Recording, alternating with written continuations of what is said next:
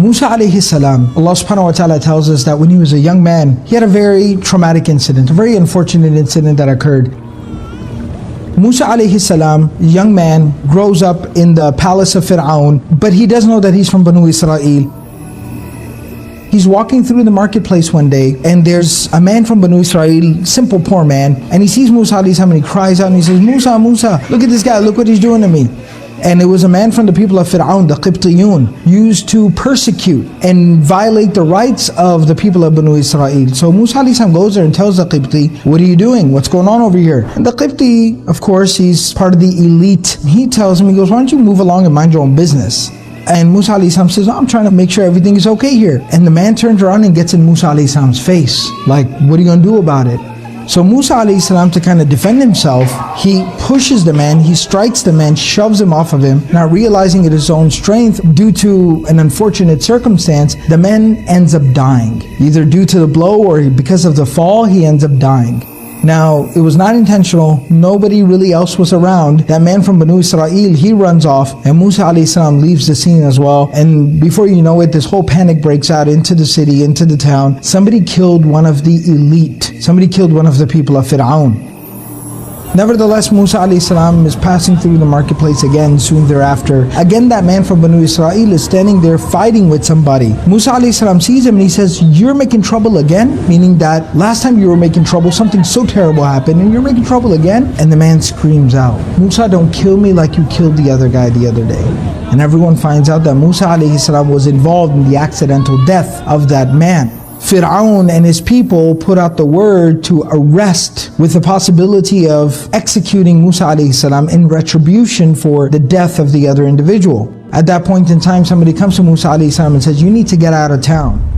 Musa alayhi salam leaves there. And from there, he goes to Madian, settles down, finds a mentor, finds a wife, raises a family, really figures things out. And he's out there for a very long time, 10 years or so.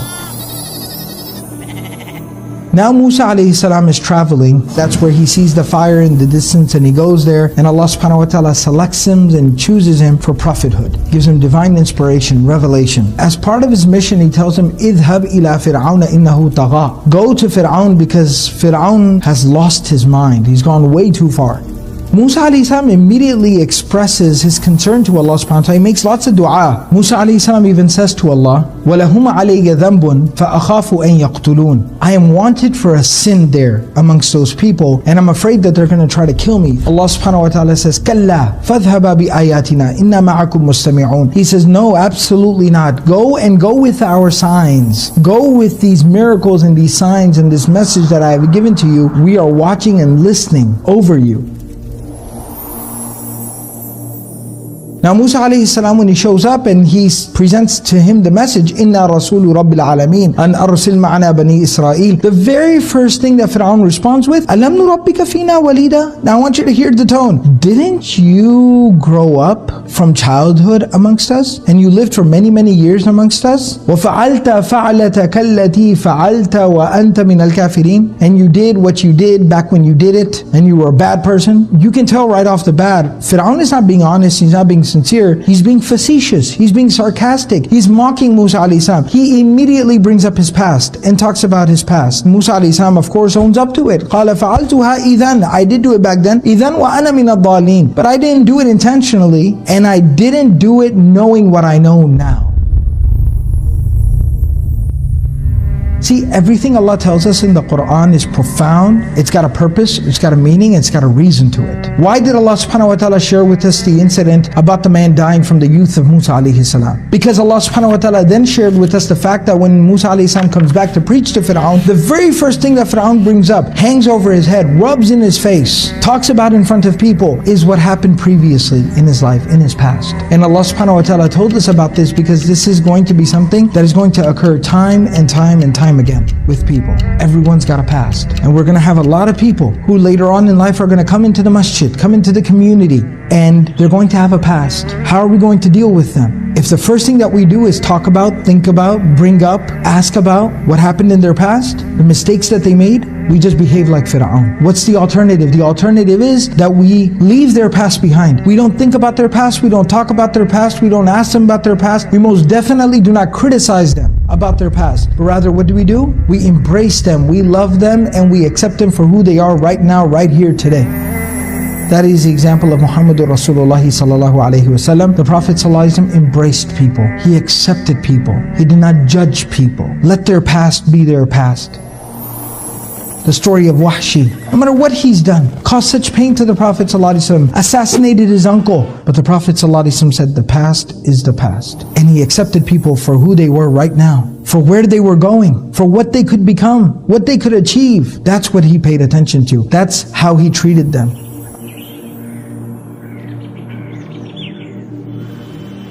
I always like to share this story. It's a personal experience that I had that was very powerful. I met a young man who came to my masjid one time. I was the imam of a masjid, and he came to the masjid covered in tattoos, but I didn't pay no attention to that. He made wudu, prayed with us, and it was the first time I had ever seen him in the masjid. So my habit was, when I saw somebody new, a new face, I would say salam, welcome them to the community, hoping they moved into the area, joined our congregation. So I said salam to him and asked him, and he said, yes, I just moved here. And he told me about where he moved from, and I knew the imam of his previous community who he was very close with, and we hit it off.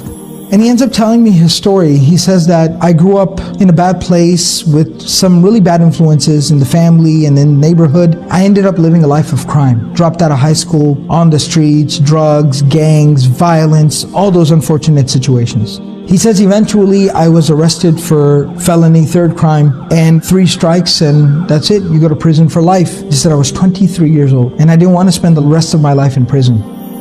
And he says, I came from a Muslim family, a Muslim background. But I didn't know or remember much of my Islam. So as I was sitting there in the cell, the night before I was going to be presented before the judge who's going to hear my case, it just hit me that my life was over. So he says, I didn't even remember how to pray. I didn't even know what to say. I just remembered the position of sujood. So I fell down into sujood and I cried. I said, oh Allah, I'm sorry I messed up. Please give me another chance. And he says, I don't know, the only thing I could think of was something my mother used to tell me a lot when I was a kid. She always wanted me to memorize the Quran, be a hafiz. So I just said, oh Allah, I will change my life and I will memorize the Quran. I spent the whole night crying in sujood. Next morning I go in front of the judge. My mom's there in the back of the courtroom. The judge tells me to stand up, looks at my file, and he says, what if I dismissed your case right now? What would you go and do? Tell me. Because the judge said, I'm tired of locking away young people for the rest of their lives. What are you going to do with the rest of your life? And he said, it's funny you ask me that, because I repented last night. I made the decision to change my life last night, and I'm going to go and study my religion. I'm going to become a better person. So the judge said, case dismissed, get out of here, don't ever let me see you in my courtroom ever again.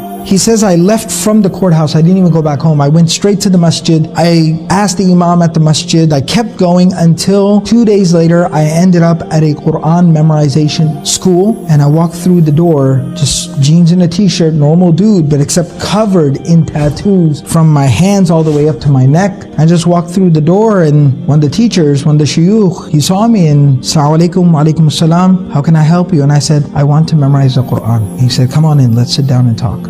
He said, I didn't even know how to read alif, ba, ta, tha. 8 months later, I completed the memorization of the entire Quran. In 8 months, memorized the entire Quran. When I met this brother years after this incident, he was married, he was a father, he had beautiful children. I remember him coming to the masjid with his children. He had beautiful character, beautiful akhlaq. He used to teach them the Quran. And I remember asking him to lead the prayer for my jama'ah, my congregation. He recited the Quran beautifully. You never know where somebody's from. You never know where they're going. Give everyone a fair shake, a fair chance. And remember, the second we judge somebody, we just behave like Fir'aun. Let's try to stay away from that. Let's try to be careful about that. May Allah subhanahu wa ta'ala allow us to have the character of Rasulullah sallallahu alaihi wasallam.